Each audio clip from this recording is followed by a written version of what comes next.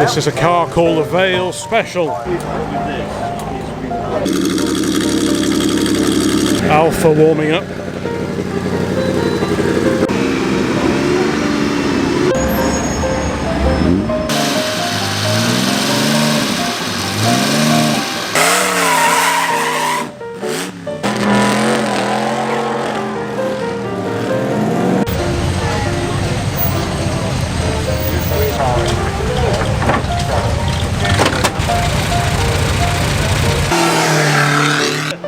Very original looking chummy.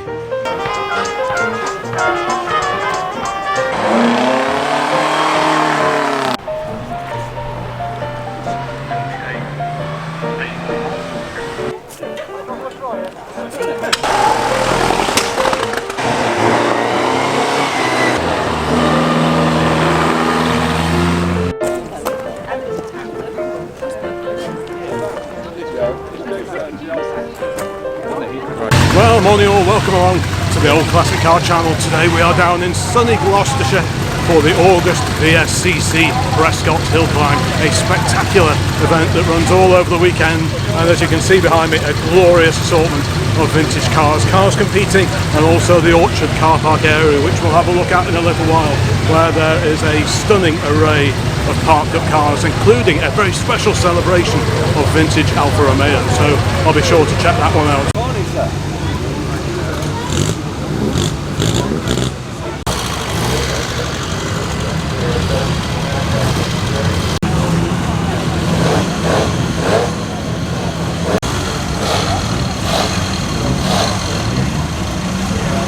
If there's a better place to be on a sunny August morning, I've yet to find it.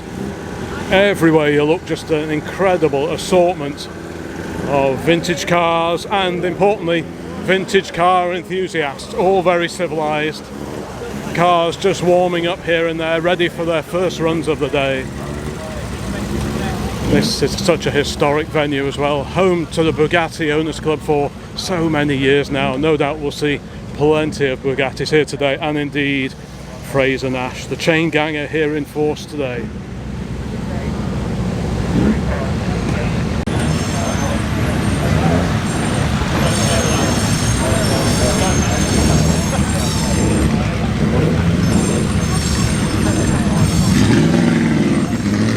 Gorgeous straight 8 Alfa Romeo here.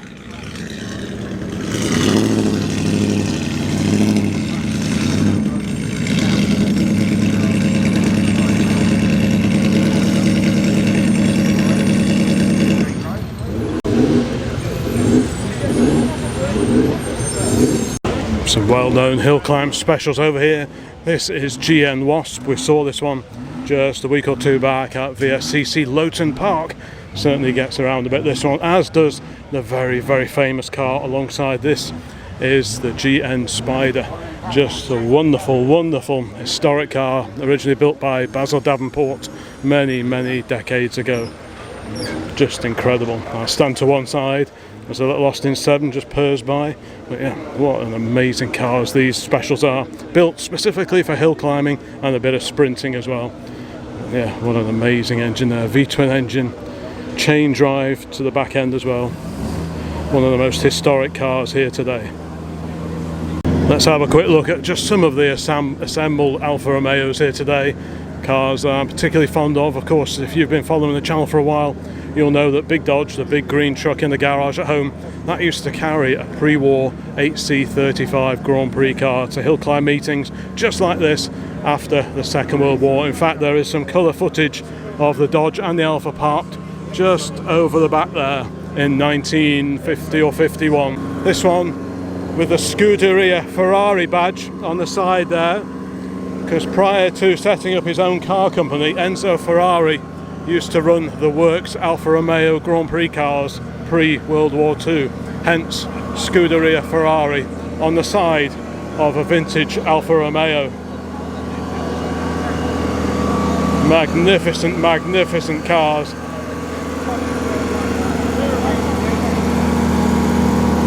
The smell of Castrol R hangs heavy in the air. What a fantastic, fantastic sight. I've never seen so many Alfa Romeos in one place. Apparently this is the biggest gathering of vintage Alfa Romeos here in the UK for 40 odd years. Fraser Nash just being warmed up over the way. But what an amazing assortment of Alfas here.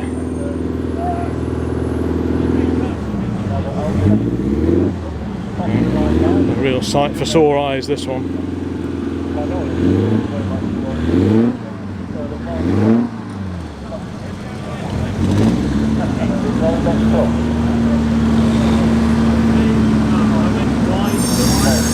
This is the assembly area where cars leave one by one to head off to the tyre warming area, which is just over there, and then you can just about see the start gantry there, and that's where the timing for the runs up the hill begins.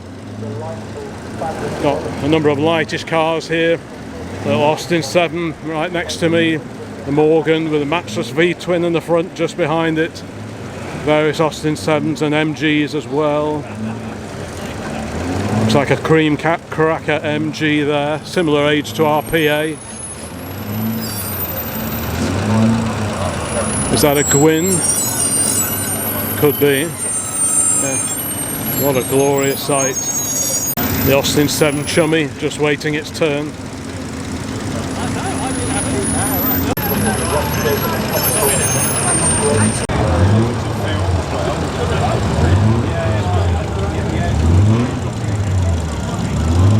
Emily Martin in the Austin 7 Chummy, the gold Chummy. It's red, but gold stuff.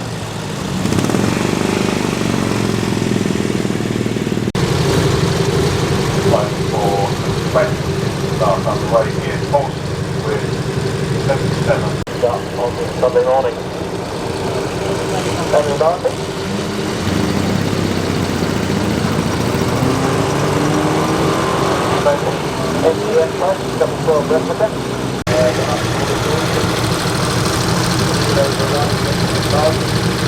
This is a car called the Vale Special, built down in Maida Vale in London. These were originally powered by fairly prosaic Triumph 7, I think, parts, gradually upgraded over the years.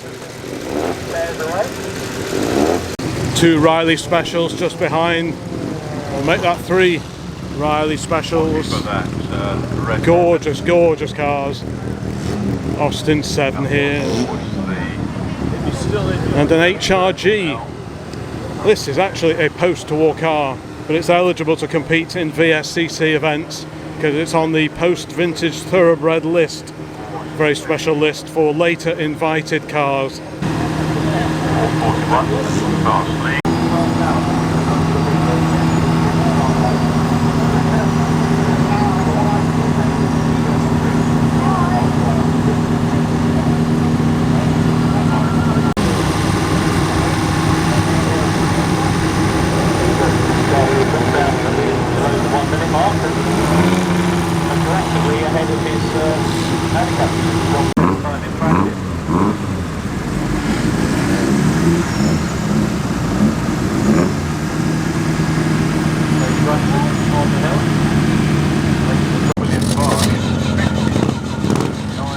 This is the Edwardian era, chain drive.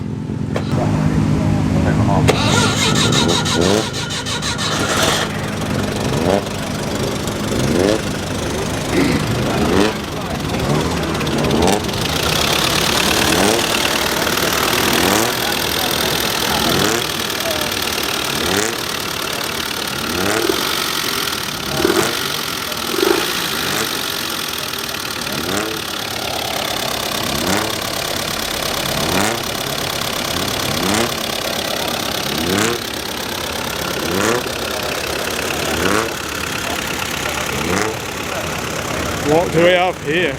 The Abbott. That's one I've not heard before.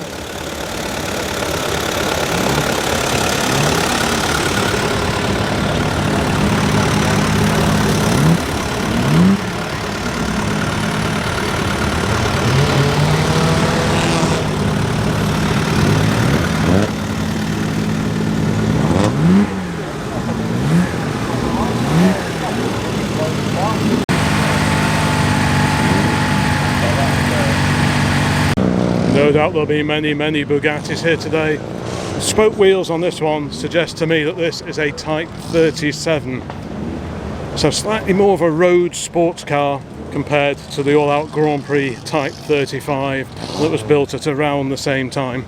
I don't profess to know a huge amount about these wonderful cars. The detailing on them all is just wonderful. Turned metal dashboard there. Wonderful cars. Yeah, spoked wheels, that was a Type 37 feature, if I remember correctly. Now we've got a very sporty looking Lagonda alongside. What a beauty that is. Bonnet raised.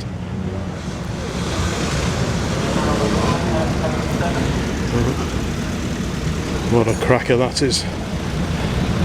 If you've not been to this particular event before, I highly recommend it. Organised by the VSCC, the Vintage Sports Car Club, but anyone can come along. You don't have to be a member to come and spectate like we're doing today.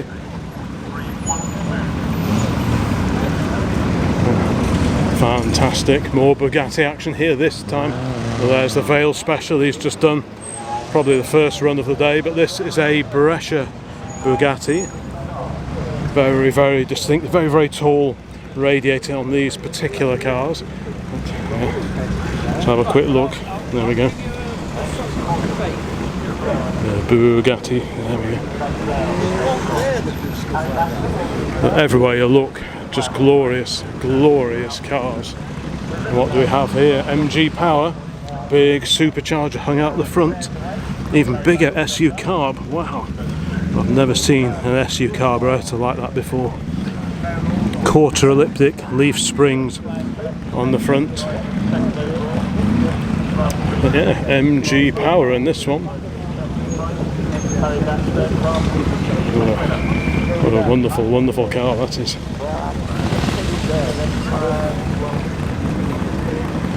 Very large tachometer, the rev counter there.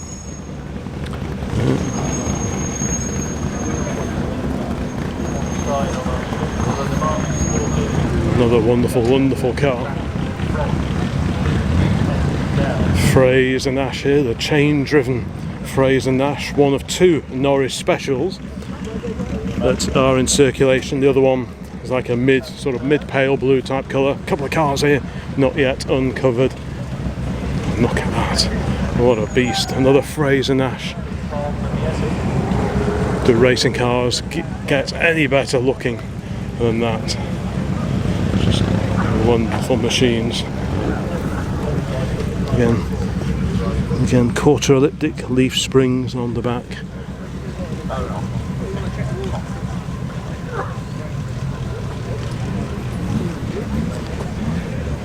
What's so wonderful about these sort of events is you can just walk around. There's no ticket only paddock access or anything like that.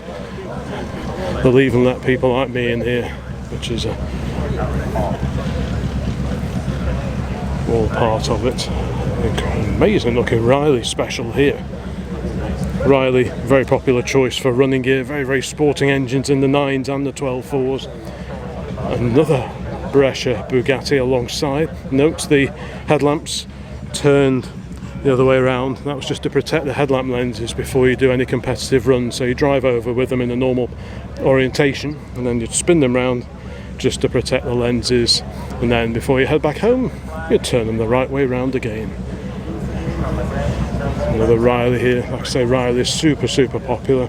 Fraser Nash BMW here. Now, Harley did a video about one of these, a road car, just a couple of weeks ago. And, wonderful machine. And we're back here with the GN Wasp.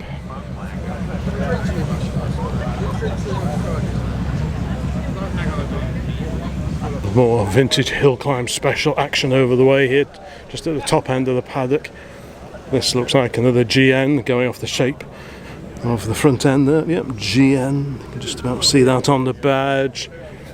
Another V-twin engine, all nice and oily raggy there. Two carburetors, one over there, other just behind. Great cars these are. Such historic cars, and they don't get much more historic than this. This is the Nat, the GN Nat. with Spider just behind it over there. Two super historic pre-war hill climb gems here. If you wonder what this is on the front here, this is used to break the timing beams at the beginning and the end of every run. So that's how you know what your timed run actually comes out at. So it breaks the beam at the start, breaks the beam at the end, and then that's how you calculate your time for the run.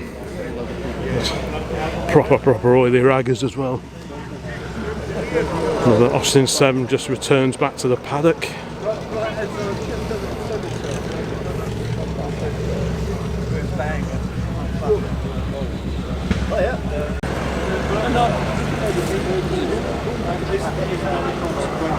What we've had with this is we've I think this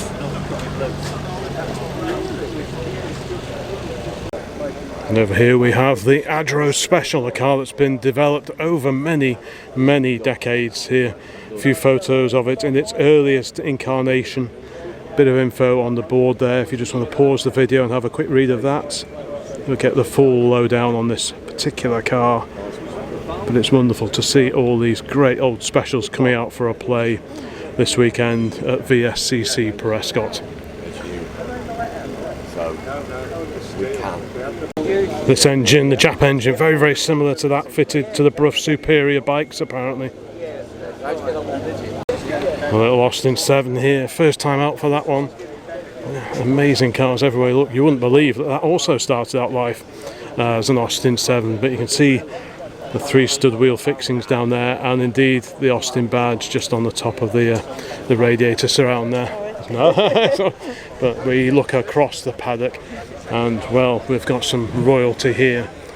ERA's English Racing Automobile, the firm founded by Raymond Mays pre-World War II, later responsible for BRM of course in the post-war years, but ERA was basically his pre-war occupation.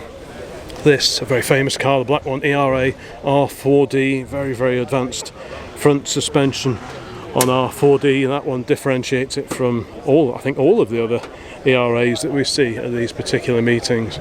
But yeah, proper pre-war Grand Prix car. Glorious machine. These sound absolutely fantastic.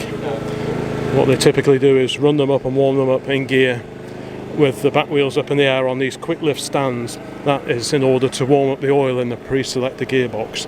So walking around the paddock later we will see, no doubt, both, or indeed all of these ERAs, the back wheels merrily spinning up just to warm up the oil in the pre-selector box. The pre-selector gearbox itself, the lever just down there, you can just about see it. So pick your gear before you need it and then dab what would be a clutch on a normal car. But yeah, not much room in there, is there? Big supercharger right between your legs there. And there's the gear change button, pedal if you like, just down the way. Throttle and brake on the right hand side, but yeah, not a lot of space. The driver is very much an afterthought when it comes to squeezing into this very historic car. Yep, big supercharger there. Boost gauge for the supercharger just down there. Yeah, a very historic car. This one used to be out and about in pre and post-war competition. This has been in competition pretty much all its life, I think. I've seen photos of this and the Alfa that our old truck used to carry at hill climbs in the post-war years. This is a car that was built up in more recent times, I believe, if it's the car I'm thinking of. Forgive me if it's not, but again, a wonderful pre-war Grand Prix car. Again, with the wheels up in the air, ready for a bit of gearbox warming. I say quick lift jack, just pop it under the back, tilt it back, and there you go, both back wheels up in the air in a jiffy. Again, a bit more space than this one, isn't it? You haven't got the big supercharger between your knees, so arguably a little bit more agreeable to clamber in and out of. And we continue our amble down the paddock here, and we've got another ERA. Wowzers. What a treat to see these wonderful old cars being used as intended.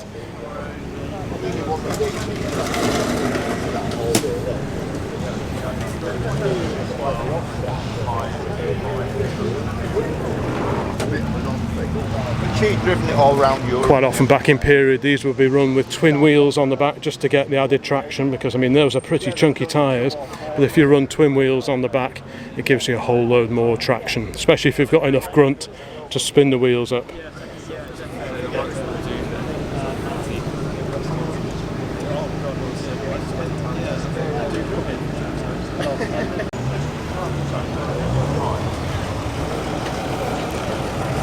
Very smooth sounding Elvis.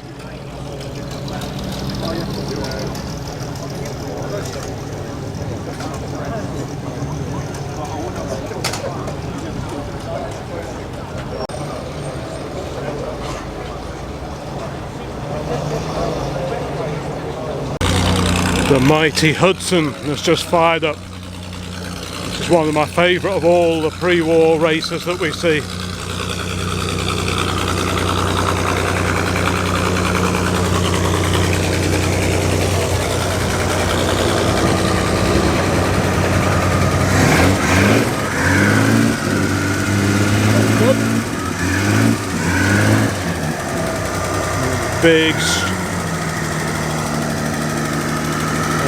Big side valve engine.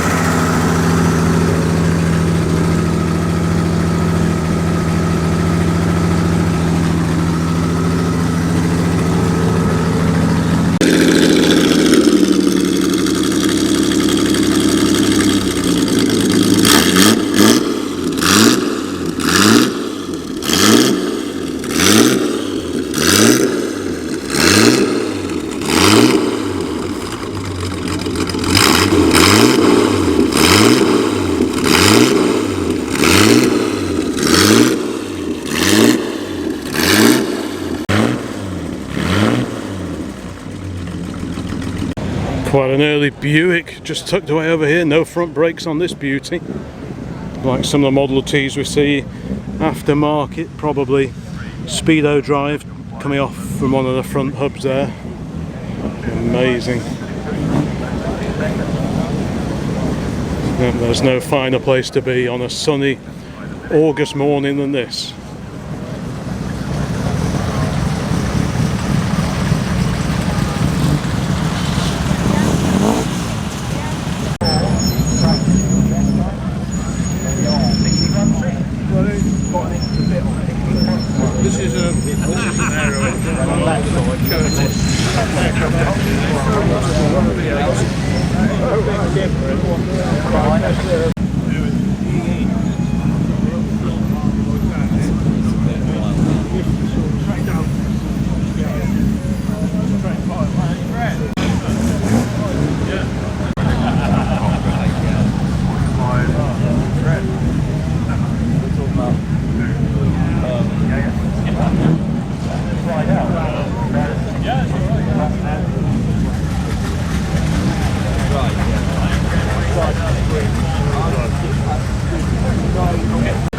So many car manufacturers you just never heard of before.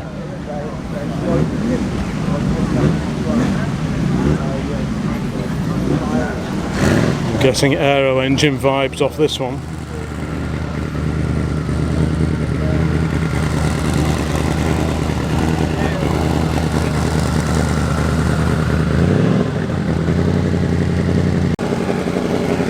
Alfa warming up.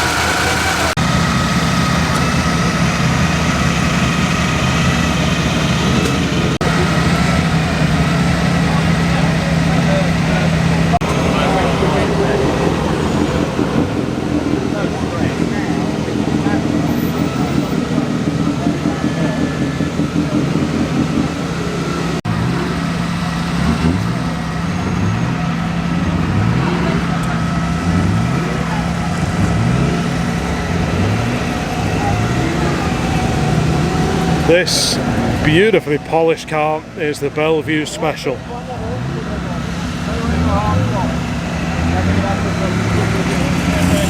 And as with so many race cars here today, big supercharger, in this case a Marshall supercharger hung out the front, again fed by a pretty meaty looking SU carburettor there.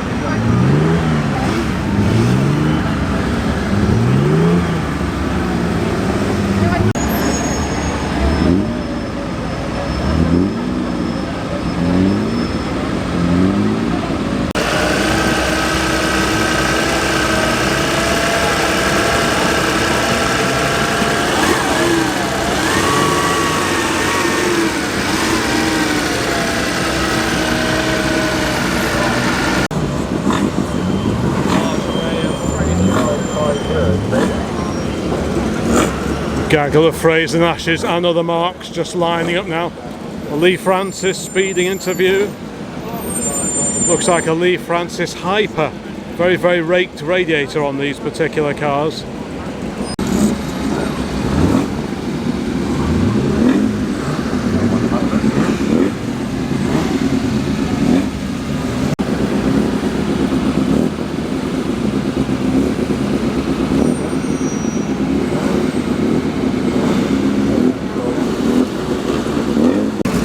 Lagonda just waiting its turn.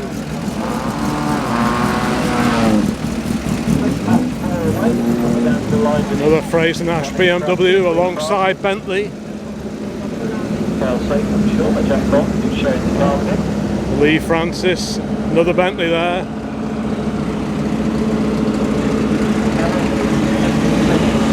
Alvis Silver Eagle just over the way.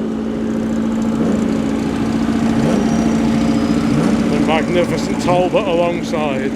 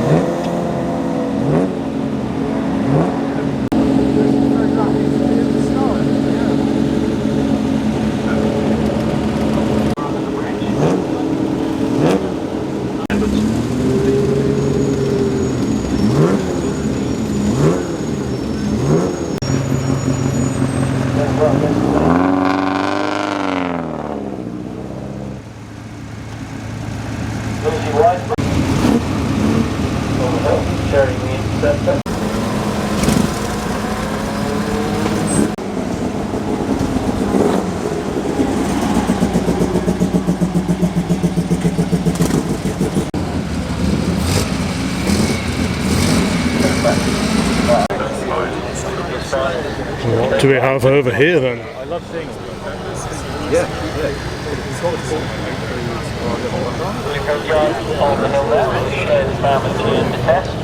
De Dion Bouton. French racing blue. Back in the early years of the 20th century, countries had their own racing colours. France, as you can see, was very clearly blue at the time, hence so many blue Bugattis that we see. Germany was white, hence early Mercedes are often painted that colour.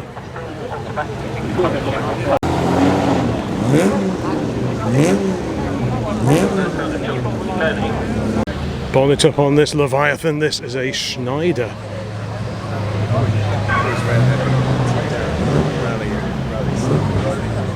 Quite the engine. under the bonnet of that one. Not much in the way of exhaust either. Just how we like it.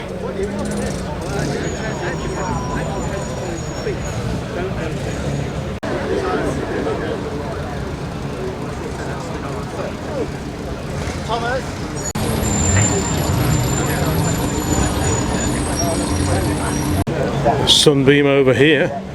Another proper oily ragger, this one. What a beauty.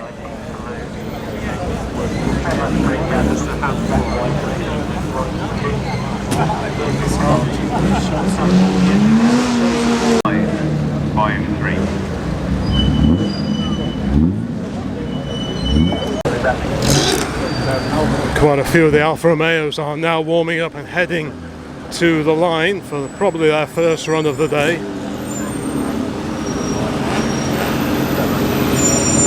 Wonderful, wonderful straight 6 and straight 8 sounds across the paddock.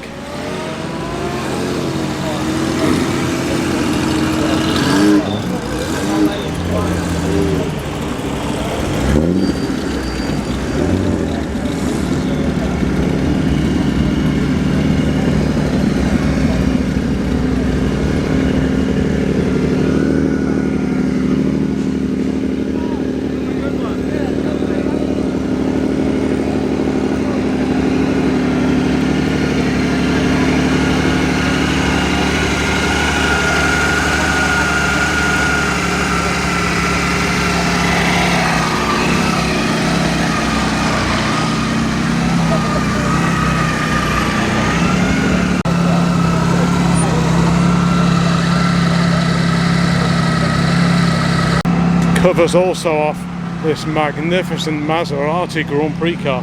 Whoa.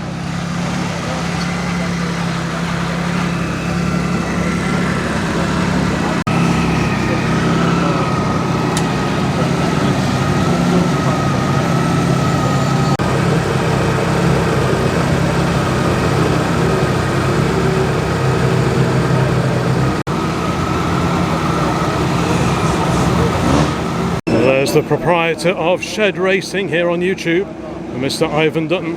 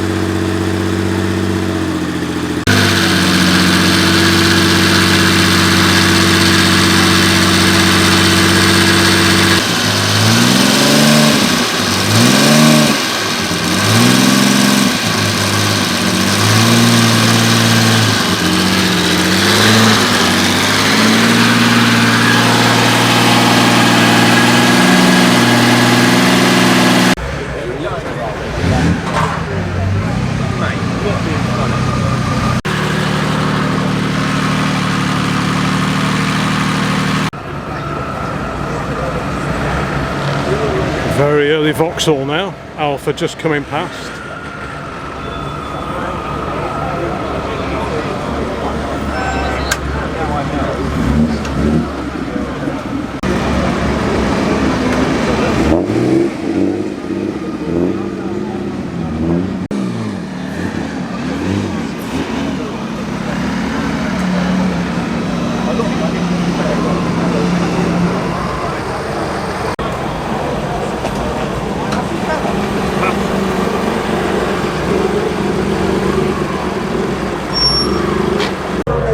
bonnet now off on the Brescia Bugatti.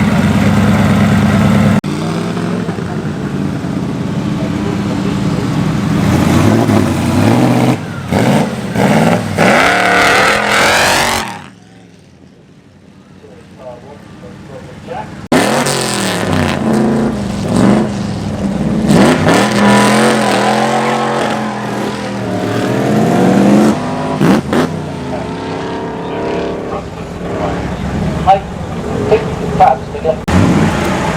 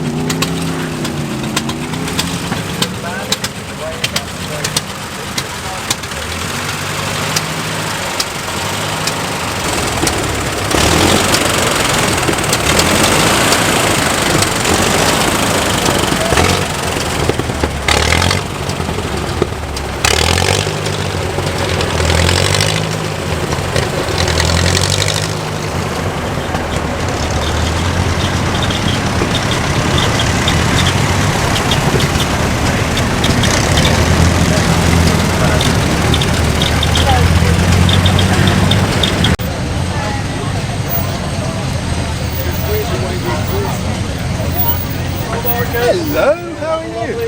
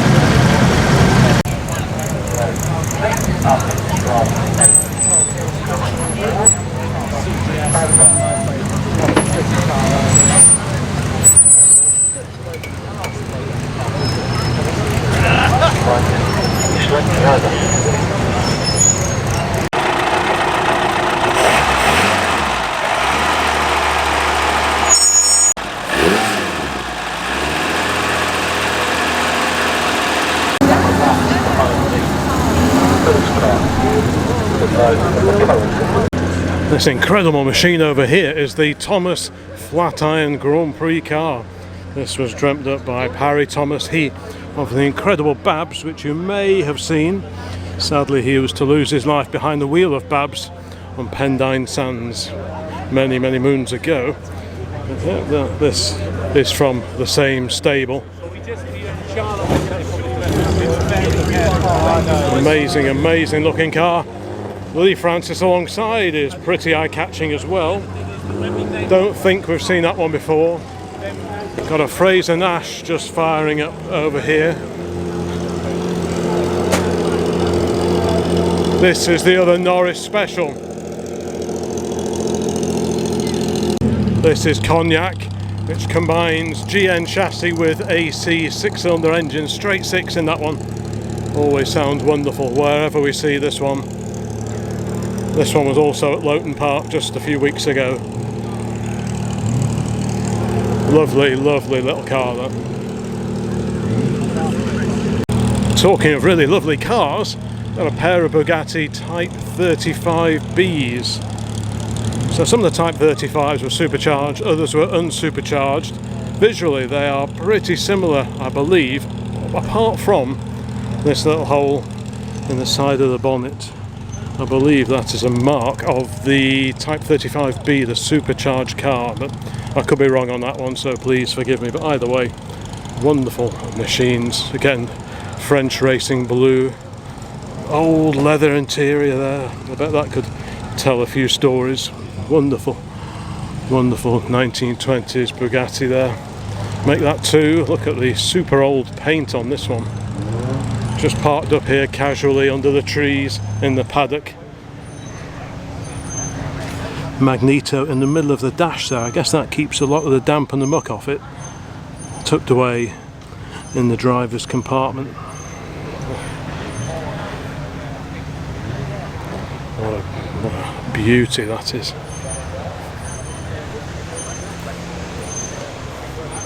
The detailing on these cars is just other level, it really is.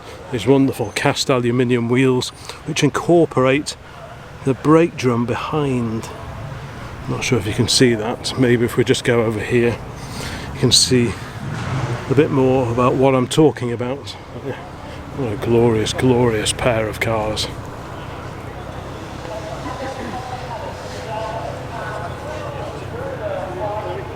Got a Wolseley Special over here. This one based on the Hornet Special, so the 6-cylinder Wolseley Hornet, a very popular choice for sporting VSCC machinery. I'm not sure what this lofty machine over here is.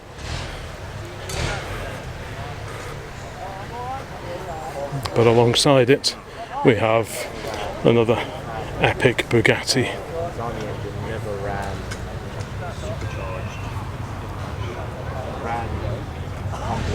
Bit of fettling on another Type 37 just here. I think they're fitting the timing beam thing on the front.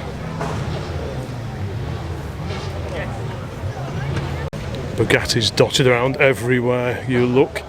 Another 37 here, I believe. Okay. Do you want to get a screwdriver to... I'll see if it's doing it first.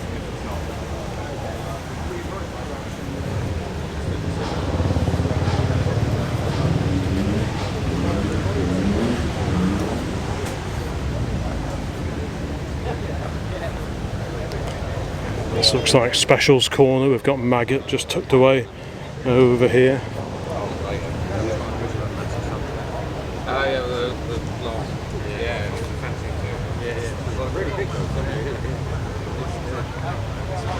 Yeah, not really. I will look at them. Yeah. I saw a few guys over there. Brilliant.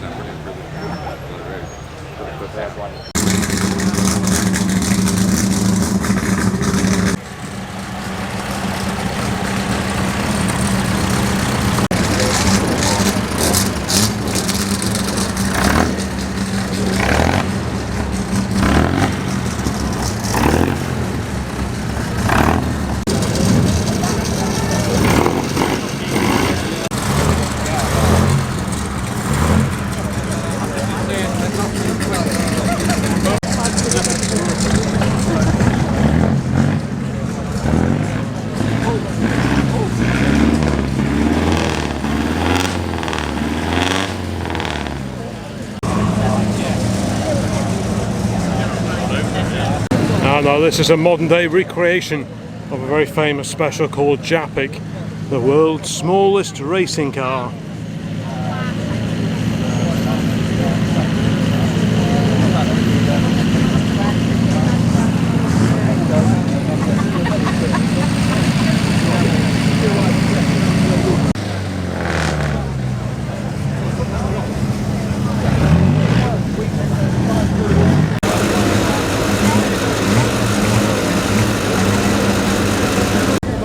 Tucked away on its own just over here we've got the Alta, quite a famous little single seat racing car this one. The rear is up in the air, so presumably also warming up its gearbox. Note the offset steering wheel as the column runs down the side of the engine. Supercharger again just hung out the front there.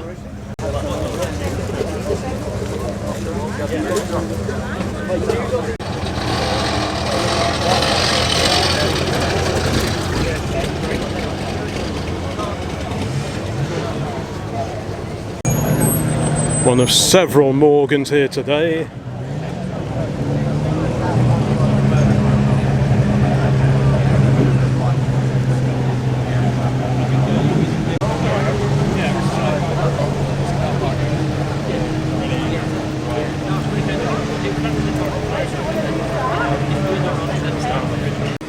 Right here, time to put in a bit of legwork and head up to the top paddock where many Austin 7s and other things are awaiting us. Good to see a few little pre-war MGs here. Just wait for this green one to go past. Supercharger hiding away under the front panel there. I'm just intrigued by this one because the supercharger setup on this looks very similar to ours.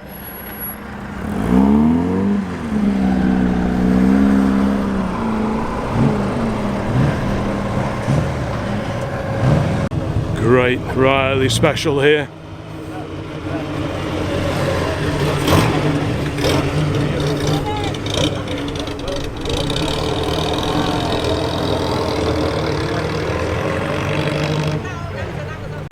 Several Lee Francises, like I said, I think this is the Hyper with this very raked back radiator on it.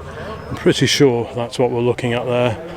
A Fraser Nash BMW saloon. Not too many saloons take part in these hill climb meetings, so it's pretty cool to see this one here today. Go really well, these do.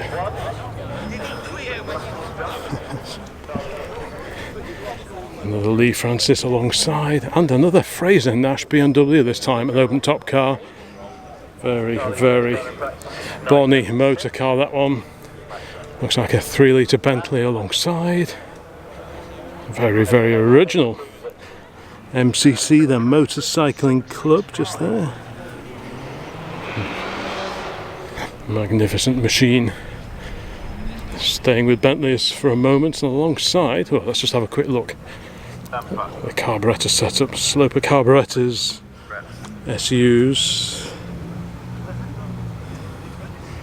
on this particular one, and alongside the sporting Elvis Silver Eagle. Lovely car. Although I'm joined by the youthful assistant. Got a Talbot alongside. Make that two. It's the AV Lovely. 105. It could be a 105 series, yeah. Pretty cool to see those two here today.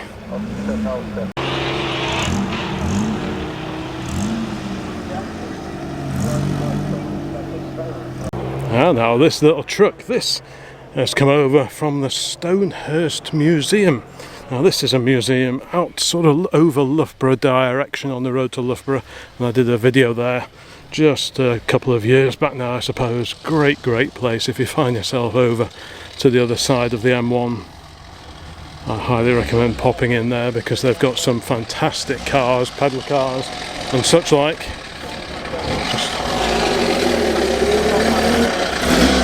Great little Riley just comes in, but yeah, I had a ride out in there, one of their Austin 12.4s. Great car that was. But look at this is an Austin truck. How magnificent is that? Complete with aged sign writing on the side as well. Several events held throughout the year. There we go. Bit of information about the gatherings that are taking place there.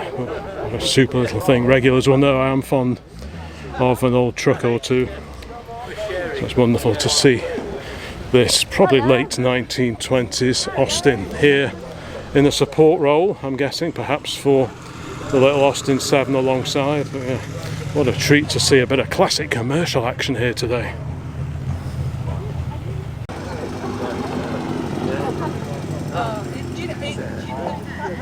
It's a little bit quieter up this end of the paddock. Not everyone climbs the hill to the upper paddock. Amel car, the little French Amel car just over here. CGS. Another little supercharged MG, very nice too. That is spectacular, isn't it? Wow. That really is a cracker, isn't it? Yeah, it's a real belter. The French Marshall lamps. That really is very nicely made. You're on your handicap. I'm on the handicap, not 58, yeah, 58.9. Yeah, no, please do that, and there's another couple of sections. That is a lovely looking car. Did you see that Lee Francis with the de Havilland engine? No? Amazing sides, they go out like that, like a silver Oh, arrow. right. It was next to the, what's it called? The Thomas. Oh, the flat iron. Yes. Yes. Amazing. Tom, of course, will be up fairly soon in the 1500 ERA. David Craig. General pre-selected gearbox in this Morgan Riley.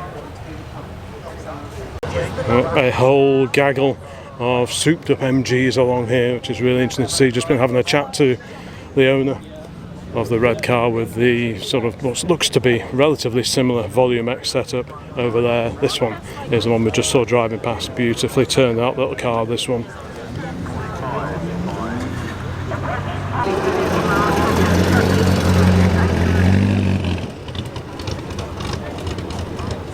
That's got a good body on it.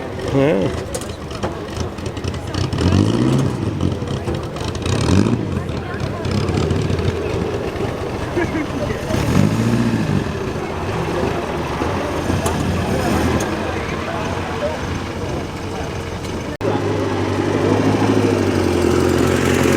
So what else have we got here in the upper paddock? Many Riley specials, all different shapes and sizes, everyone slightly different to the one alongside it. There wouldn't be a VSCC competition meeting without at least one three-wheel Morgan here. We've got a Morgan Aero. Looks all pretty purposeful, all pretty oily. Yeah. M. Did you not see that? Oh, of course, yeah. I didn't notice that. Yeah, That's what I was pointing at. right. Yeah, I didn't notice that. Yeah. Very well spotted. Yeah, all sorts of cars up here. There's the Morgan again. Riley there. Austin 7. This gives you a real good idea of just how high up we are here. What a great setting it is here at Prescott. Austin 7s along here. Again, headlights reversed to protect the headlight lenses.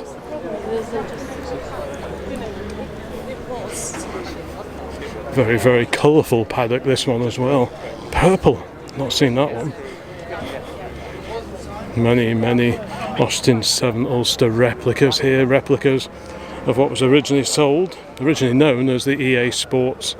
There are some originals around, supercharged and unsupercharged, but most are recreations based on the standard vintage Austin 7 chassis.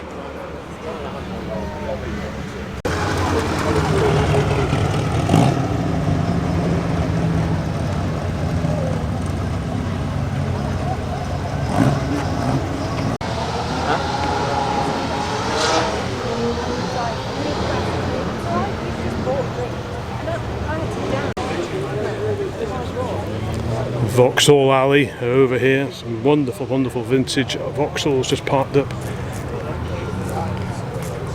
Let's just keep going along here.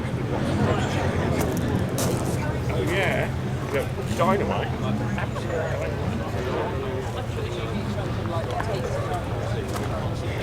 Okay, yeah.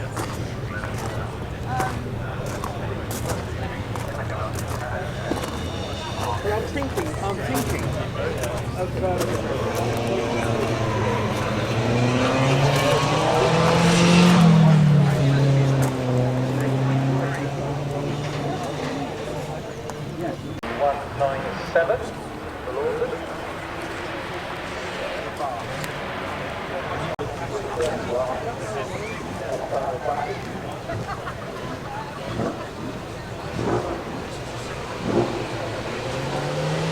Much fettling going on with this race prepped Riley just over the way.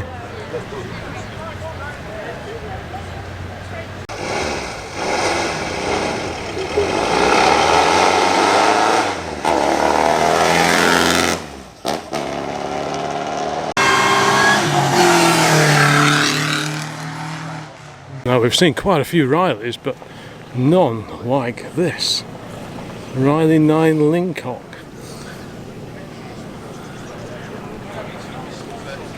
I've never ever seen a roof arrangement like that. So you got the slide back roof, slides back. This little section, this lift up section on the roof, I don't remember, is that a Lincock thing? What a beautiful interior. Let's have a quick look at that while we're here. Oof. Very tasty indeed. No pre-select. No, you're right, floor change, well spotted. Quite the gaggle of Rileys here on the Riley Cars Archive Heritage Trust. Hence this variety of lovely Rileys here today. Let's just keep going down this way. Bonnet up on this one. Lots of people enjoying the shade. Yeah. Wow.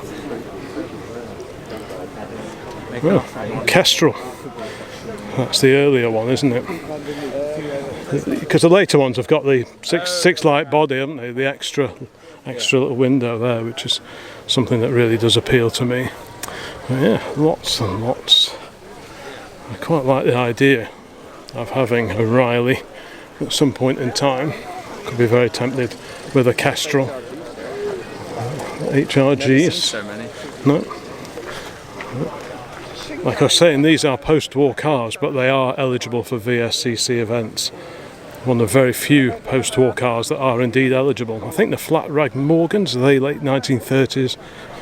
A similar ethos to these HRGs, but yeah, I've never seen so many in one place before. Quite the gaggle there.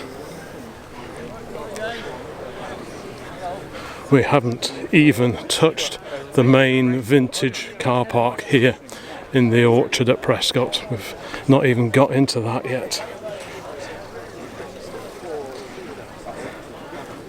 The orchard is rammed with incredible cars, which we will have a walk around after we've had a quick bite to eat. Most of them vintage, most of them pre-war, the odd interloper including this Bristol 403, but it's a beautiful car, so we'll let that one off. It was a Morris Minor. Hey, look at that. Only yesterday we were having a tinker with ours. We had it out in the sunshine going up and down the drive, testing the charging system and such like. Wowzers. Nice to see this one. This one might be a year or two earlier than ours. Insulating tape on the steering wheel like us. Oh yeah. Yeah, very familiar scenes. Like I say, yesterday We had ours up and running. We both had a go at driving it again up and down the drive just to get it settled in, greased it, all that kind of thing. So hopefully we'll have ours out before too long. We'll just have a look at one. Oh, okay. So what we're looking at? Oh, The airline, which is amazing. which one are we looking at? This grey one here. Isn't that nice? Oh, this. Oof, that is a bit special, isn't it? So what is that? No, it's not a Lee Francis, I is just it? saw that. No, no. Oh, Samson. Samson. Ah. Let me just have a look. That's a bit exotic, isn't it? Yeah, the Ammon Motor Company. Marshall lamps glistening on the front, but yeah, we will have a proper walk around here just a little bit later. This is just a taster of what you can expect. Just crazy. parked up casually. Look at this magnificent Bugatti here. But yes, we'll have a proper look around just a little bit later once we've had some sustenance and a bit of a drink. Yeah. Wonderful, wonderful early aerial just tucked away over here near the fence. What a belter that is. We've had 2 or 3 people come over saying thanks for doing the videos on the older cars, so big thank you to everyone who watches these videos and supports our channels. We'll try and do this, we'll try and keep it up for as long as we can.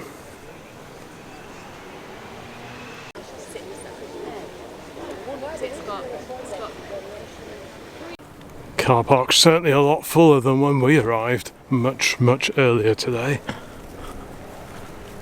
We're here today in the little yellow one.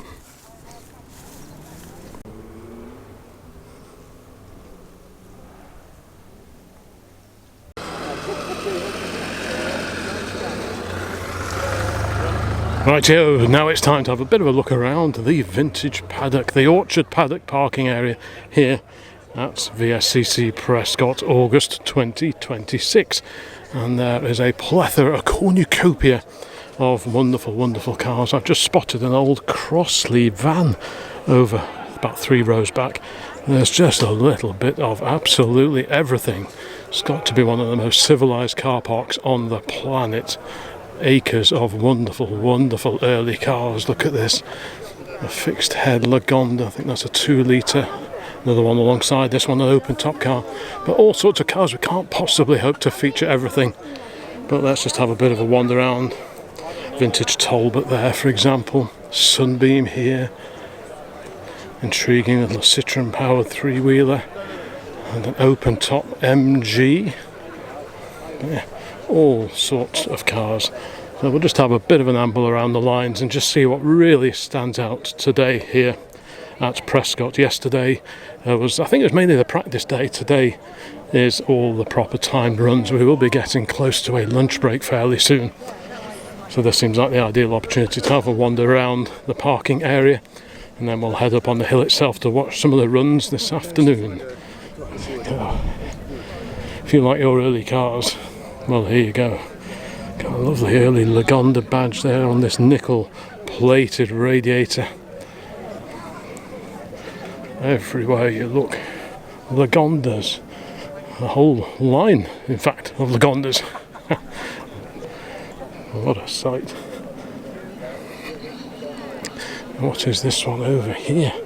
We look closely at the badge. This is a Hillman. You don't see too many vintage era Hillmans around. That is a bit of a rarity, that. Side screens in place. Looks to be very original on the interior. Can't quite see through the side screens, but yeah. Amazing, amazing sights. A whole line of Lagondas. Another one over there.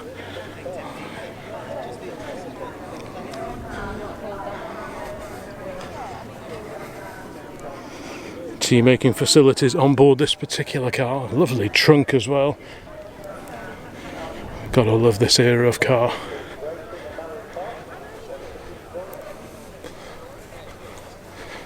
This one appears to be, is that a turbocharger? By gum, I think it is. A Bentley, a turbocharged Bentley no less. Love the flag and the mascot on there, just perfect. There's that little Austin 7 again. Little and large. No shortage of fantastic Bentleys. Bit of storage there on the side. Bit of nose art as well. What a perfect car.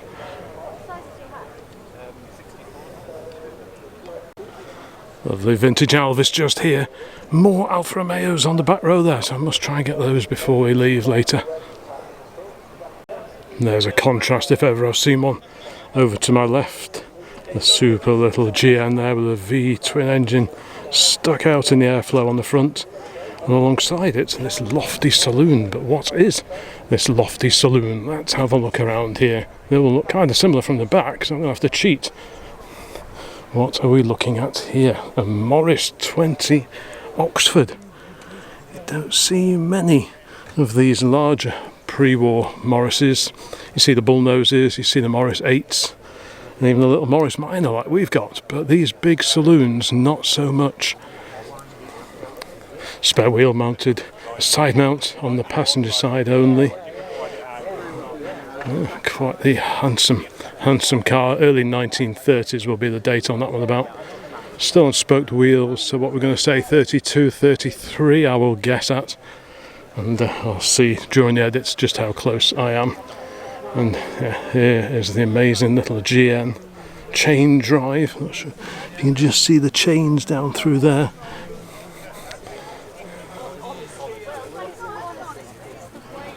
Epic little cars these are.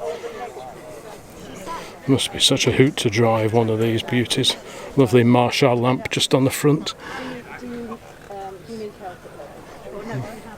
What a cracker. Right, let's carry on along the road, see what else we can spot. If we just nip under the rope here. By gum. Right, what have we got here? I'm going to have to cheat a little bit on these. So this is a Vauxhall, so you can still see the fluted bonnet there, which was a feature on Vauxhalls for so many years. A Jensen, wowzers. Think Jensen and you think Rusty Interceptor, but no, this is Jensen from a much earlier time. And well, what a stylish car.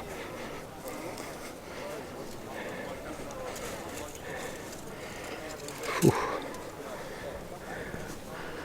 Yeah, that really is quite the eye-catching car.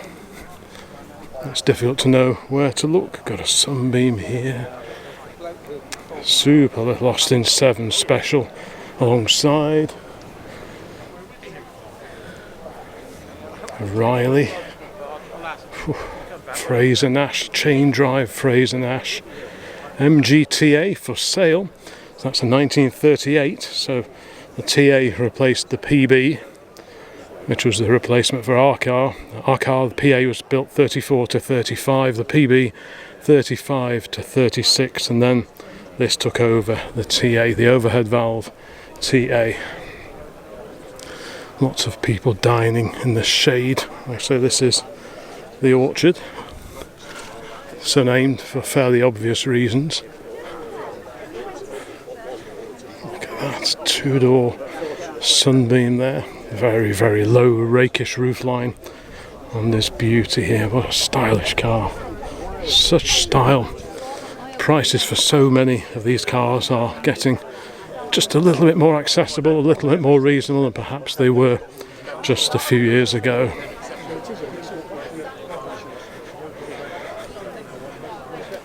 Lovely Talbot just here. Right, you say we got the strongest. Racy looking MG. Equally racy looking Austin 7. Look at this little supercharged MG. MGTC. So there was the TB, the short-lived TB between the TA and the TC. This, the post-war TC, slightly wider body compared to the TA. Riley here, post-war Riley Roadster. And what's this Leviathan at the end here? We have Austin, very early Austin. Beautiful plated bright work, solid disc wheels as well. And a great V windscreen, similar to that fitted on the sort of like the M-Type MGs, I guess. Dual cowl, I think that's what they call it, isn't it? When you've got like the separate, you've got this sort of fixed piece of bodywork separating the front occupants to the rear seat occupants. I'm sure that's what it's called, dual cowl. Yep, the post-war Riley RM there. Right, let's go over here. So we saw this Bristol 403. Lovely, lovely looking car. The bonnet of Morris Minor. Really cool to see that here today. Sunbeam. And two amazingly oily rag Ford Model A's. Model A's super popular in VSCC events, partly because they are still, in the grand scheme of things, relatively affordable. You can get the closed saloons, open top cars that we're looking at here. This 4-seat Tourer. There's a 2-seater with dicky just alongside, but how original do these look? Still with its original 1928 Ohio license plate or tag on the front.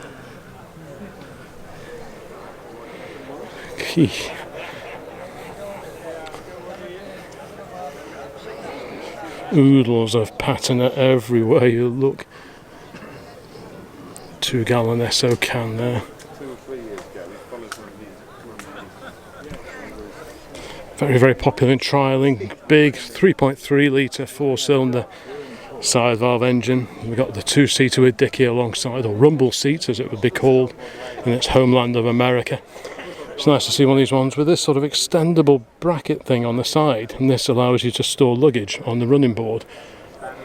So that adds to the practicality of a car like this, but yes, very much unrestored, this one. It's great to see just the oily rag very much in evidence with this particular car. So we'll just continue our leisurely amble along past a glorious Delage. What is this? It's a little cycle car, the Alcyon. Apologies for my pronunciation. That's a very bonny little car. Little twin-cylinder engine hung out the front there. Yeah, how cool is that?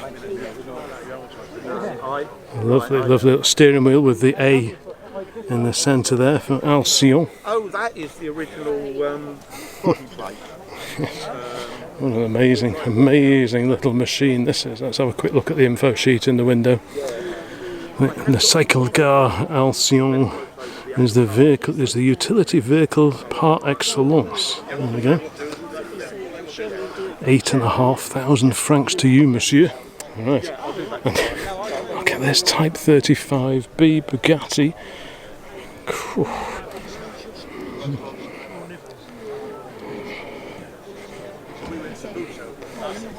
We've seen a few foreign registered cars here in the car park today, and hopefully you can well understand why people would make the trip over, especially for this amazing, amazing event, because there aren't too many places on the planet where you're going to see a turnout of cars like this, especially on a fantastic day like this. The weather is just beautiful, not too hot.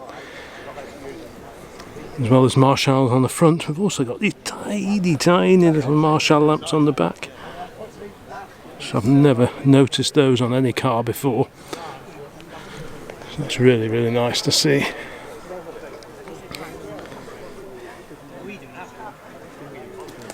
Wow, so that really is a proper car.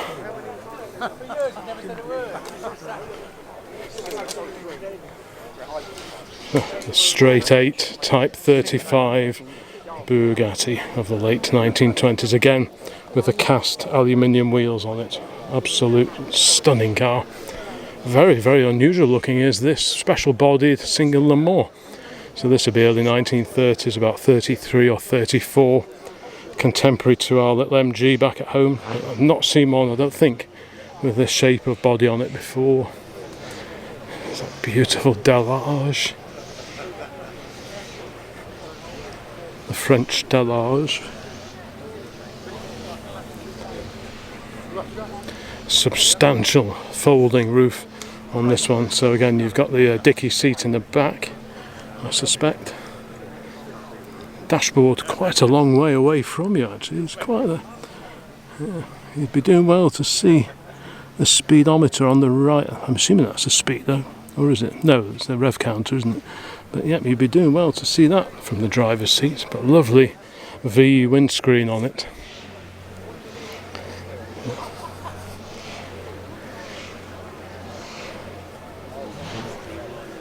Just cars everywhere you look. Mighty sunbeam here. Make that two. Aston Martin, a low-slung Aston Martin there of the early 1930s.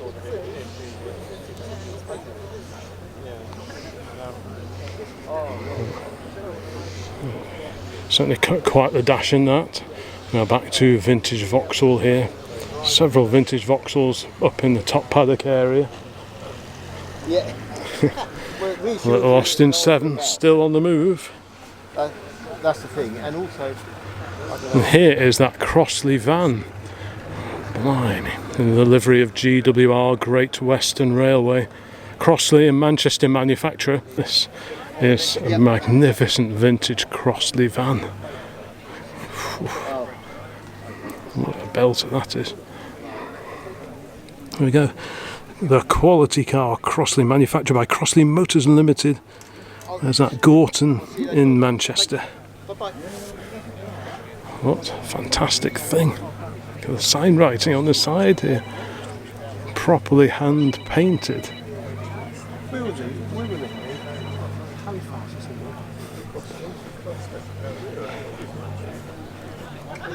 And on the other side, cherry blossom boot polish. Yeah, exactly. They just put these on full lock and put the foot flat to the floor. Never pirouette. Wow. No, so the wood. Yeah. I'm sure that's. It's a very original 1901 de Dion Bouton, just next to the Crossley. Tiller steering. Okay, let's carry on. Where should we go next? The Rolls Royce here.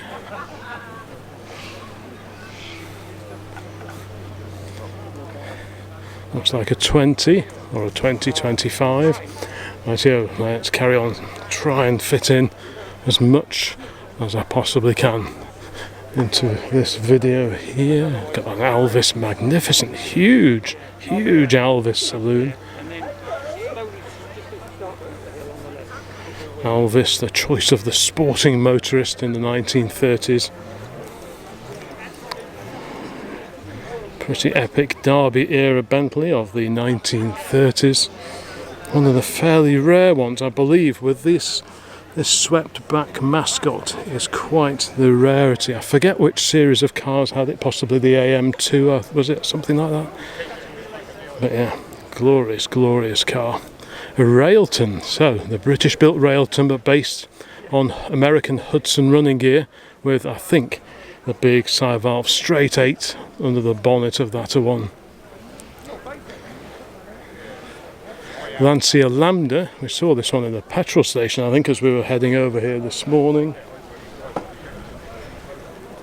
Look at that glorious Bristol. I think that's a Bristol 400, the 2-litre car.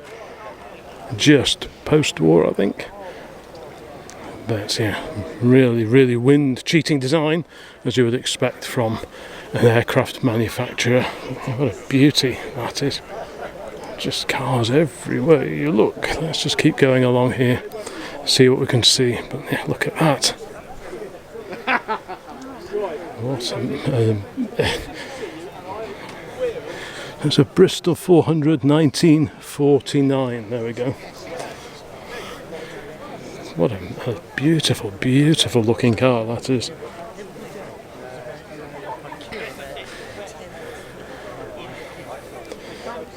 Lovely Bentley there, I think that's a 3-litre. There's that amazing Bugatti just over the way. MG, the Morgan, Salmson, the French Salmson.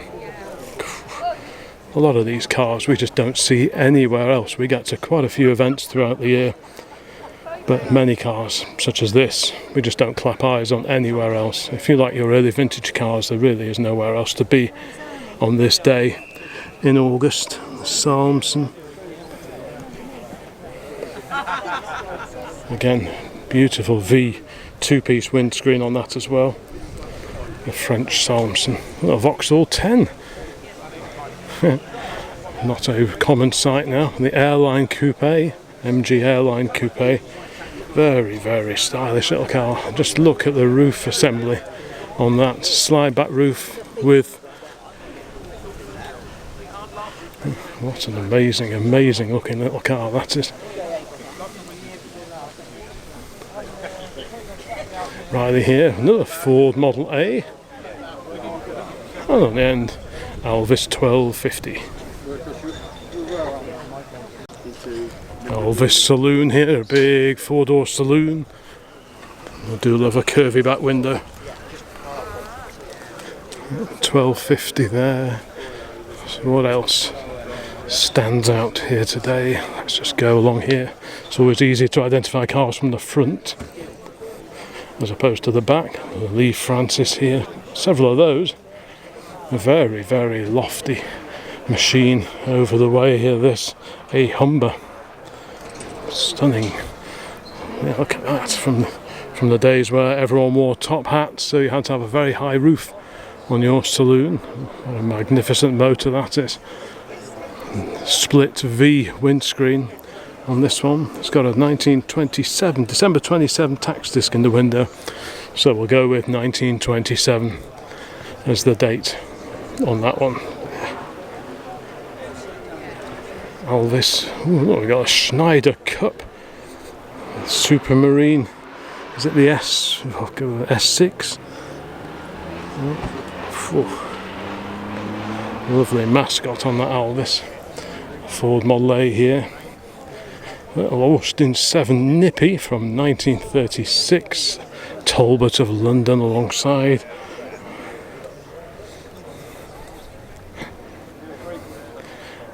Quite a lower, much lower Talbot alongside that. Now I do like that. Is a very, very sporting car. I like cycle mudguards. You can see the two different types. You've got these sort of flowing full-length mudguards there, and typically on slightly more sporting cars you have these little cycle mudguards that you can see here.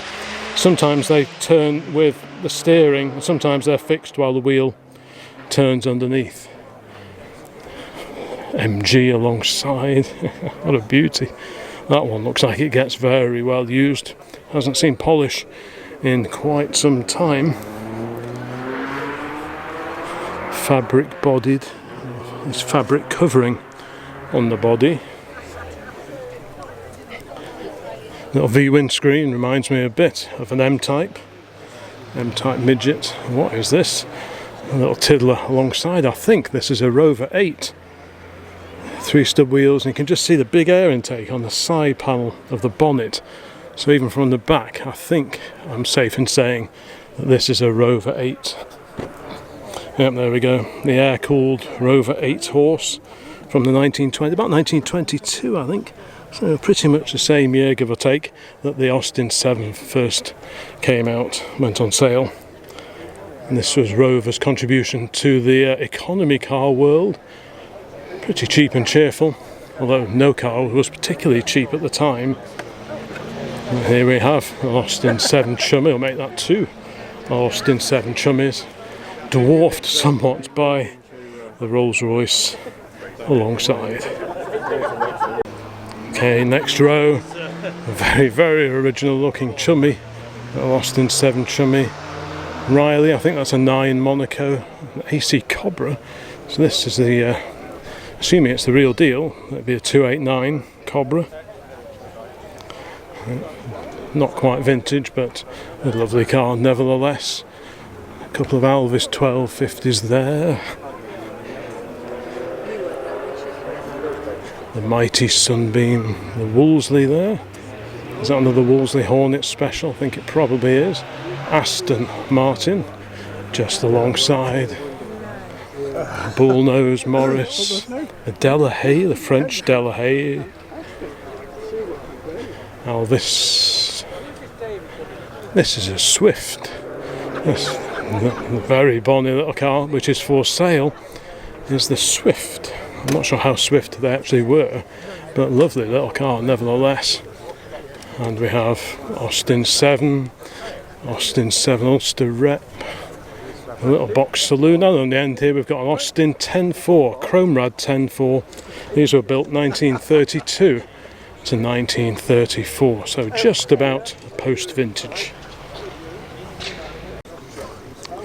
Slightly muddy Morgan heads up the next row. Look at this. Crikey. That's the way to arrive anywhere, isn't it? Magnificent Bentley. 6.5 litre Bentley from 1926. This was the 20th to be made. By gum. Now that is an engine.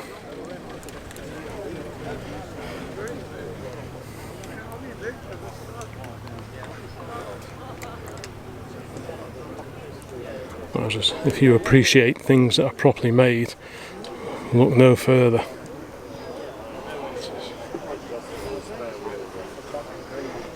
That certainly casts quite the shadow. What an epic looking Bentley, 6.5 litres. By gum. Rightio, we carry on. Got a fabric bodied Austin, a little 12.4 I think. Riley alongside. There's that glorious Della Hay.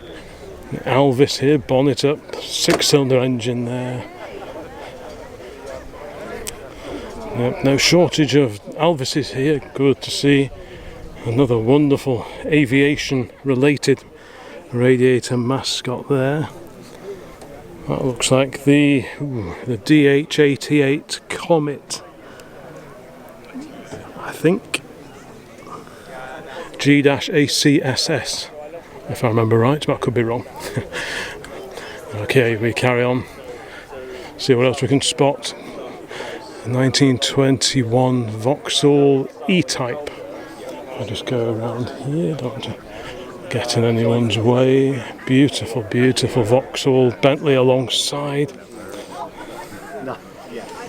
Peterson.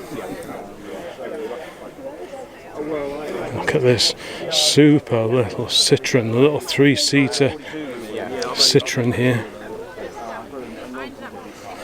Very, very appealing little car, this one.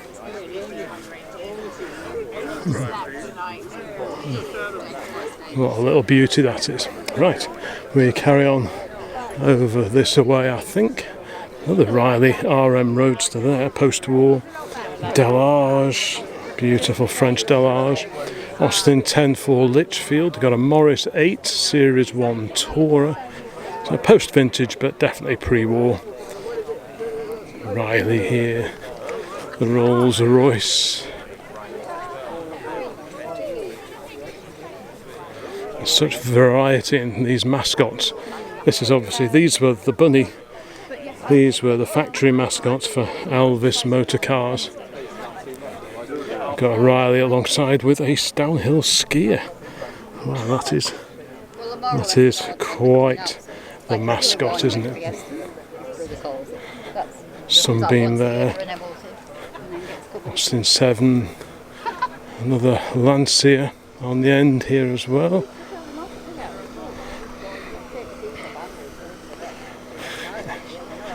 Rightio. What else have we got? Rolls Royce here. Note the opening slats in front of the radiator to adjust the amount of cooling you want depending on the temperature. And this is the HE. Now, I have heard of this, but I can't tell you anything about it, I'm afraid.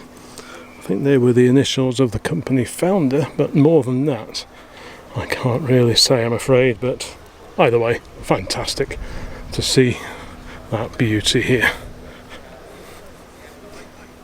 Don't forget to let me know in the comments which car or cars, maybe this Austin, really appeal to you. Which of these cars would you most like to have in your garage?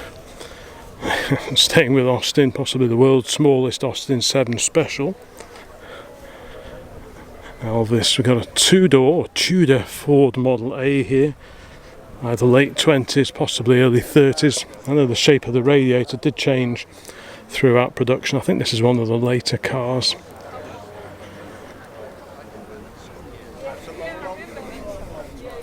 Bonnet up on a little Morris Cowley, the flat rad Morris Cowley. So you had the bull nose and then the flat nose.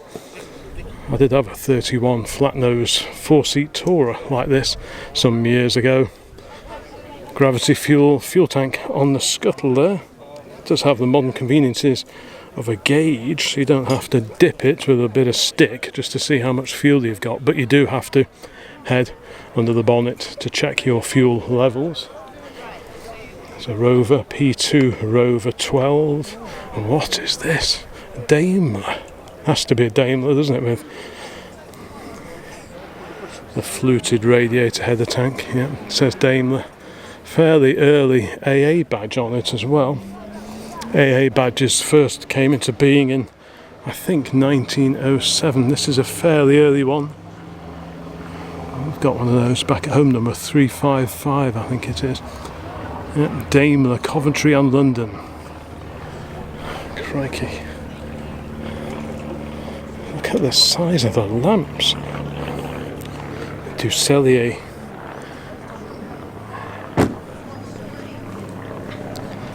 Crikey.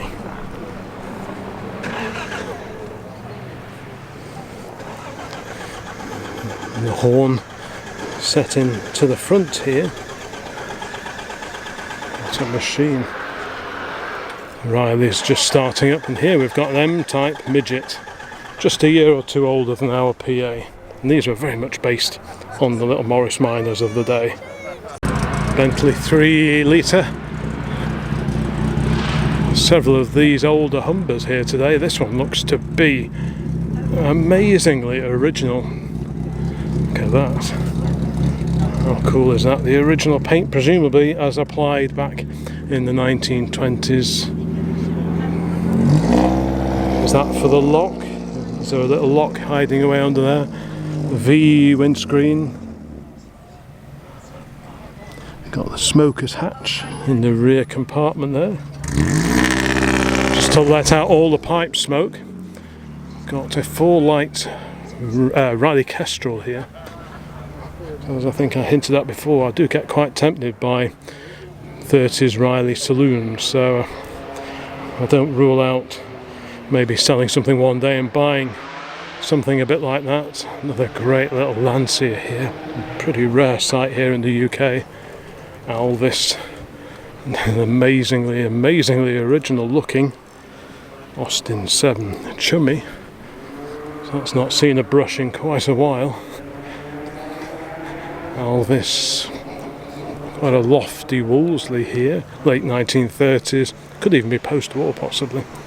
And on the end here, Fraser and Ash, of course, lovely sporting cars, but not a great deal of storage space.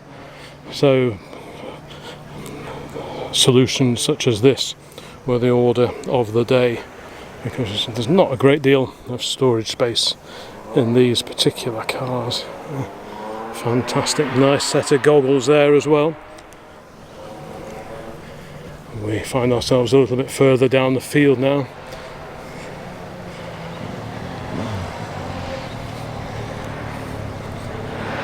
A couple of magnificent Rolls Royces, probably 20s, 20 horsepower rated.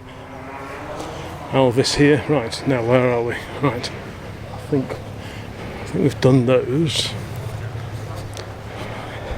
Over here we have a Star. These were built in Wolverhampton.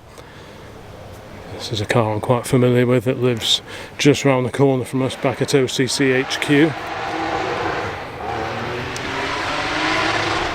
It's got this bespoke vintage trailer on the back as well that was built up a few years ago for carrying vintage bicycles upon. Got a ladies' cycle there.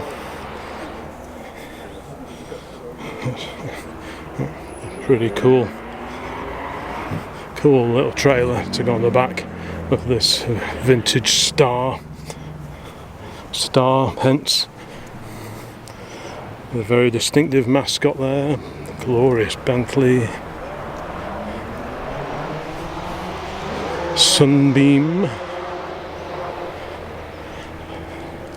Make that 2. Got a little Wolseley just down the way here. Early 1930s, probably 32, 33, that sort of era. Before, actually it won't be 33 because I think 1932 was the year that the illuminated Wolseley badge came in. So this predates that. So it's 32 or earlier, I think. Right, Riley there. Elvis, very nice note how there's no door on the driver's side.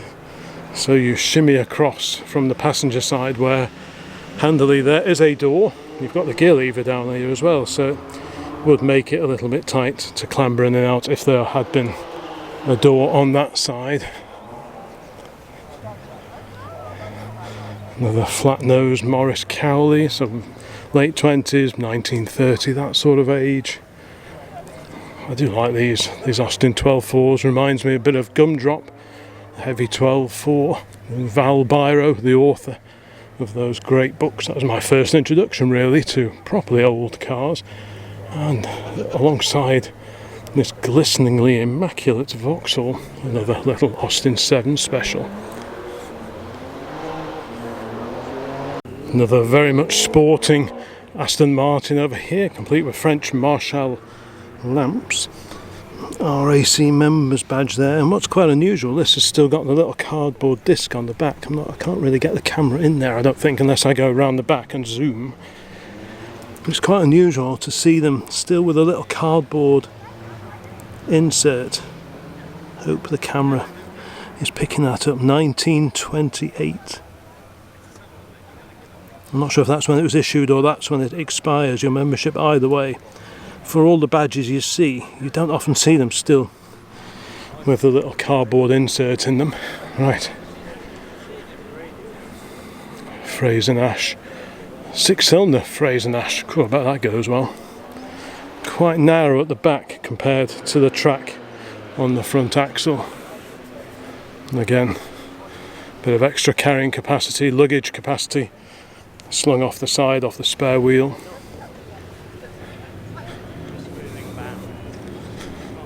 There's an interesting one, the Vauxhall, but with a Stutz badge on the side of the bonnet, which has me wondering, has this one been re-engined perhaps? It certainly would suggest that, wouldn't it?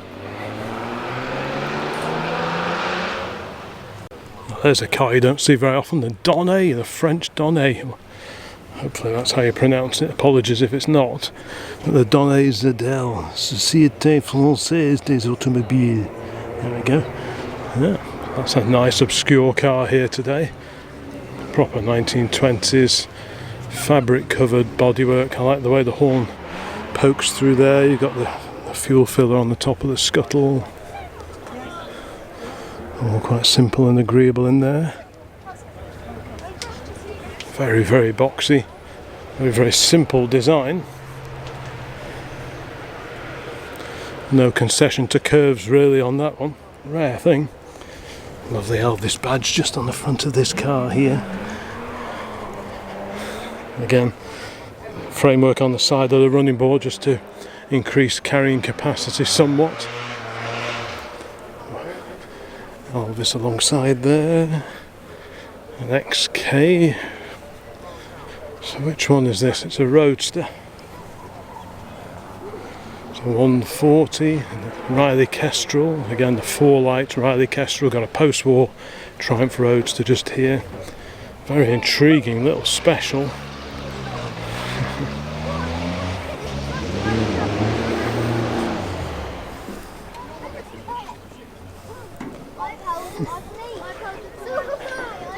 SS100. Ford Ranger pickup of all things. Rolls Royce. A couple of Bentleys just down the way. Cars everywhere. Everywhere you look. I'll try and feature a little bit of everything if I can, but if I miss out one, well, I apologise in advance. Look at this Bentley.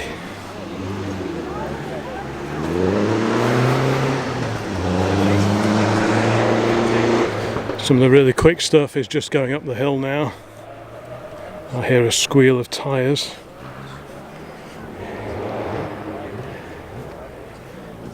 Some later classic cars just over the way. MGTF just in front of me next to the TR4A.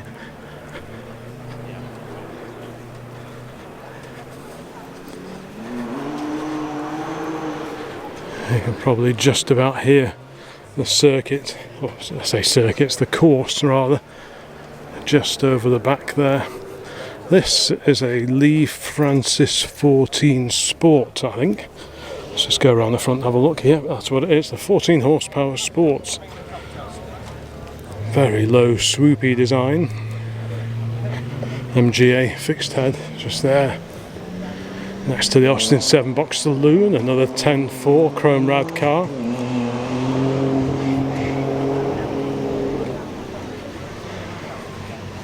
Pair of Alfas 105s. This is a GTV. There's a step front car just behind it over there. Lancia. And on the end of this row, another open top Riley RM. Again, 2.5 litre car. Another Riley Kestrel. Very usable cars by all accounts. Not too big either. Right. What's this vision in yellow over here then? What are we looking at here? I'm guessing standard. If the hump in the top of the radiator, yep, here we go. Standard of Coventry. Very distinctive pronounced hump to the top of the rad on this era of standard. 65 E-Type, just there. Lee Francis.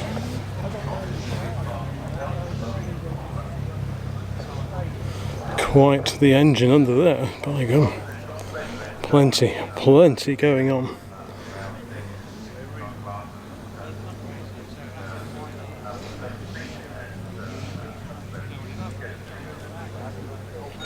Supercharged. Right here we're sort of working our way towards the top end of the Orchard car park, but got to have a look at that. The Overland, the very, very lofty. Wowzers, that is huge. What a machine that is. I'm going to head over and have a look at the parked up Alfa Romeos in just a moment, but just had to have a very, very quick look at this amazing American Overland. Late teens at a guess, that one. Oh, what a machine. A Rover P2 Sports Saloon, so lower roof line, just 2 windows per side on the Sports Saloon variant. Yep. Yeah, so we're going to amble. Look at that engine, by God. What an engine. If you want to see an engine, have you seen that 6 litre Bentley? Yes, the Bentley is something else, isn't it? Yeah. But yeah, there's a lovely Sunbeam.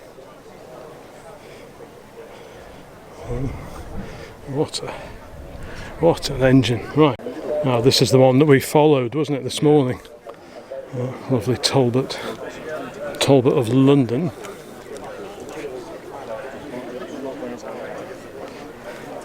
Right, now over this way we have, facing a whole plethora of Talbots,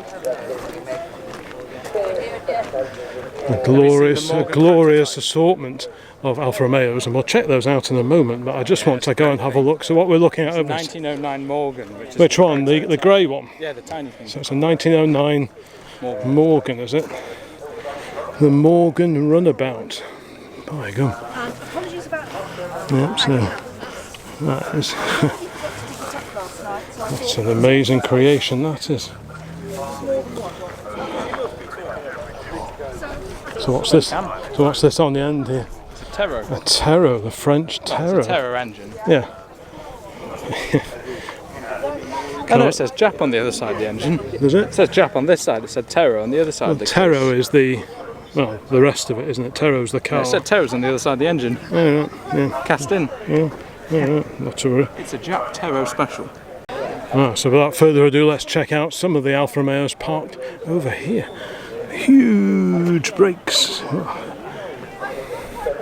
It's a real declaration of sporting intent when you see huge brakes. For sale, 6 rebuilt Alfa wheels. Is it 6C? These all are. Oh, The other ones have just gone up the hill. have they? Oh, Yeah, right. parade. Oh, right. Phew. That is quite something, isn't it? With the fairing over the spare wheels on the back. Crikey. That is a bit of a looker, isn't it? So who's responsible for the body? Touring. And Milan. It really is. Jolly, jolly nice. We carry on along here.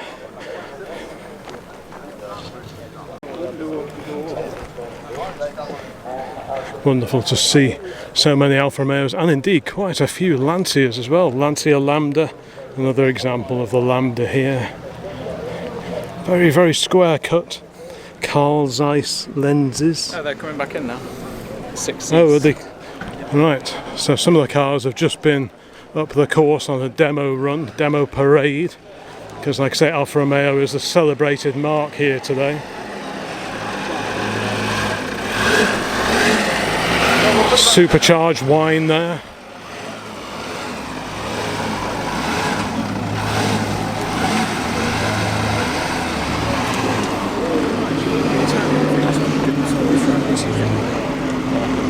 Hello, how are you? Fine, thank you.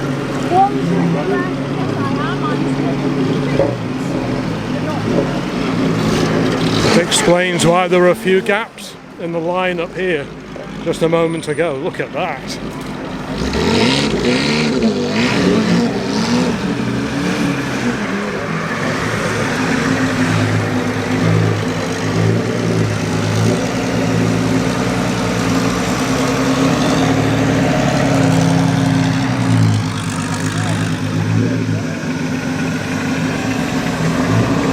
You don't get sights like this outside of Italy very often.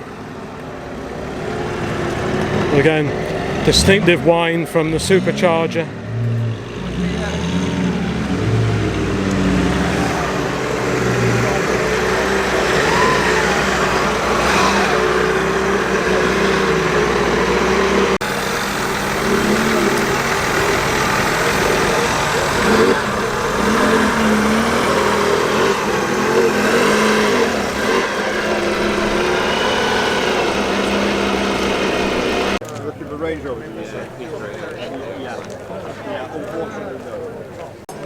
Some more Fraser-Nash BMW action, including this glorious saloon.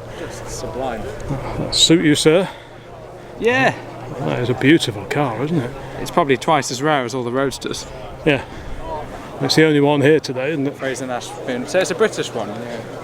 No. Oh, they're all British ones. Great lineup.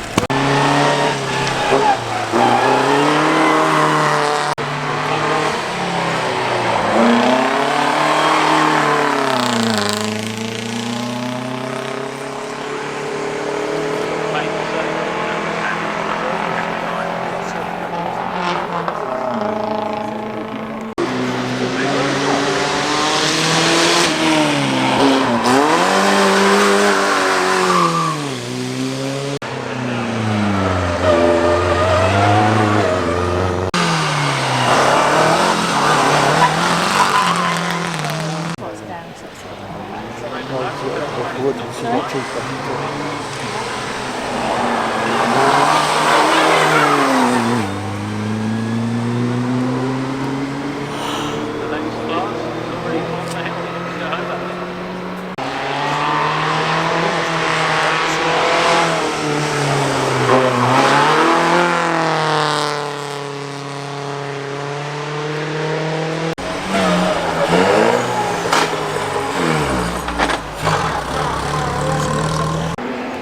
Oh, what a guess.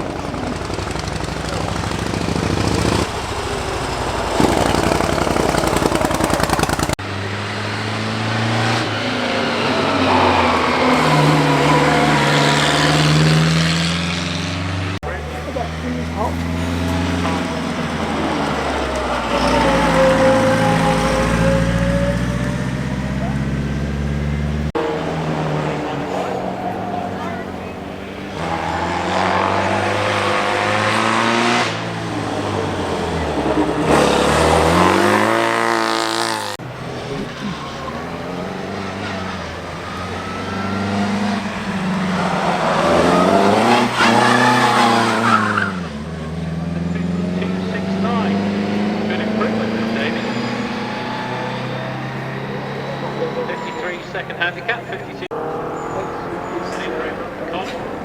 Not quite down to handicap. And new bound Craig William.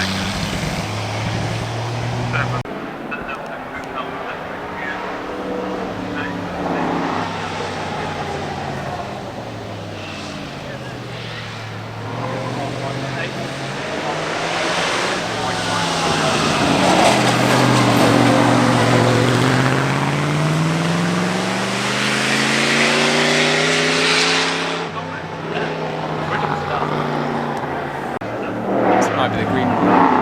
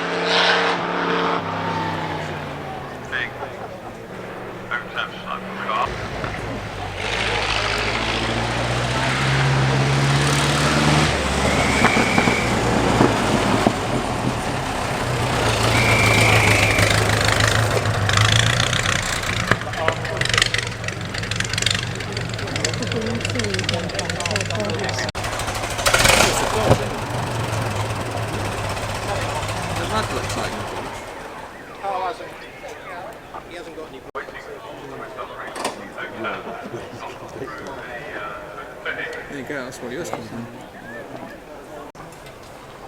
I hope you don't shout me a load of exhaust.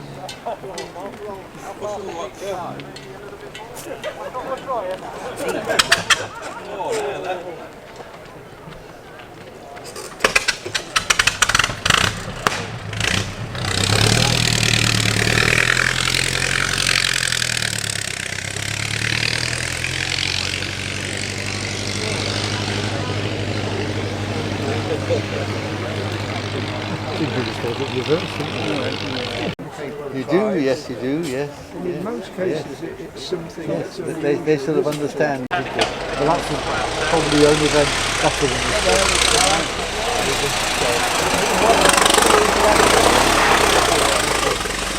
Oh, yeah.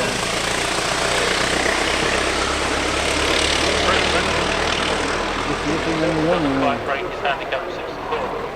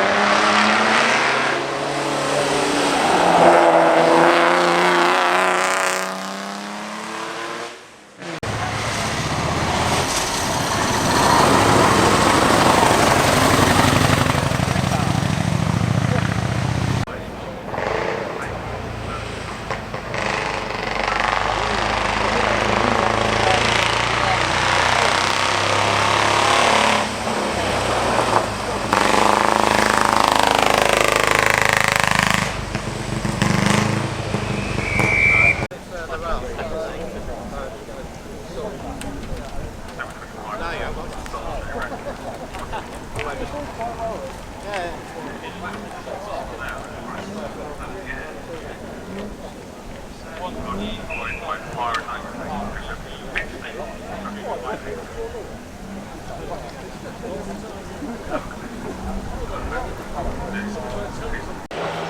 seen loads of people do 2 rods.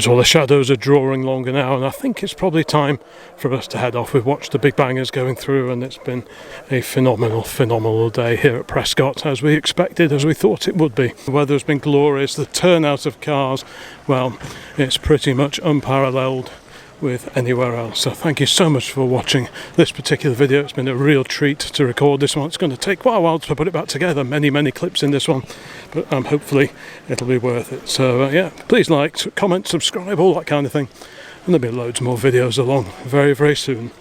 So bye for now.